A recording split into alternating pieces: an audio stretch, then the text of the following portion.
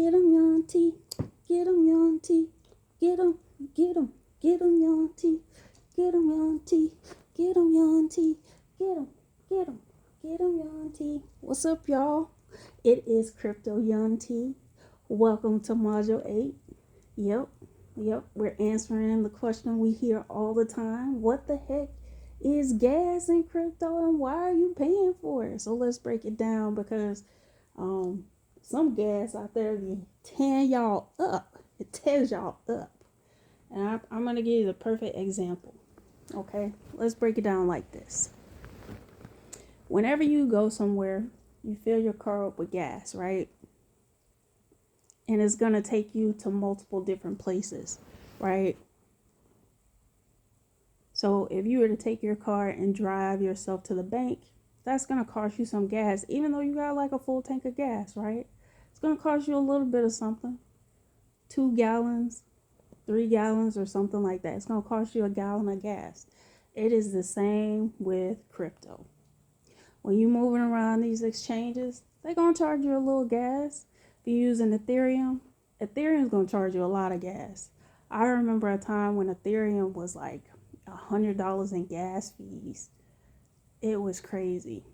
And so that was before Solana, and then Solana came out, and Solana was like, well, we're going to charge you not so much in gas fees, right? We're going to reduce it. So they are cheaper in gas fees. XRP and XLM are the cheapest in gas fees that I'm aware of at this point. I know Polygon and Matic are also cheap in gas fees too. But the thing is that you have to think of it like if you were to jump into your car and you needed to go to the store, you'd have to prepare and make sure that you had enough money to get to the store because you got to buy the gas to get there in order to make the transaction. That's how that works. When you want to swap on Uniswap, remember we talked about those DEXs? You have to pay gas fees. When you're on Coinbase and you have to swap, you pay gas fees. If you want to mint an NFT, yes, I didn't talk to you guys about NFTs yet, but it's coming. You have to pay gas fees. It's how the blockchain pays miners or validators to process and secure your transaction. That's how they get paid. So we'll talk about miners and validators too for another lesson so that you can understand that. Those are people that just make sure that the blockchain stays up and running so that your transactions can process and remain secure. Now, I talked about that not all blockchains charge the same. Ethereum is like the most expensive. BNB, Polygon, Avalanche, they're cheaper. XRP is cheaper. XLM is cheaper.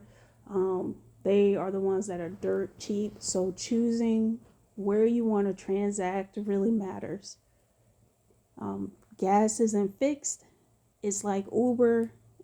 It's just like gas, right? Because the gas outside on the street isn't really fixed. You know, sometimes you pay $2.60, sometimes you pay $2.99. Some places is paying $4.50. It just depends on where you are. With gas fees for crypto, if the network is congested, you pay more. So if a lot of people are using it and transacting on it, you pay more. Complex transactions like DeFi swaps or NFT mints, you're going to pay out the yin yang. It's going to be very costly. Simple transfers, like if you're just doing a simple transfer on like Coinbase, it's relatively cheap. I think I paid like a penny to 11 cents for some of the transactions on Coinbase. But you have to think about where you're going to do your transacting at. So you can lower gas costs by doing a transaction when the network's quiet. We used to do Ethereum swaps or trades like at 2 a.m. in the morning.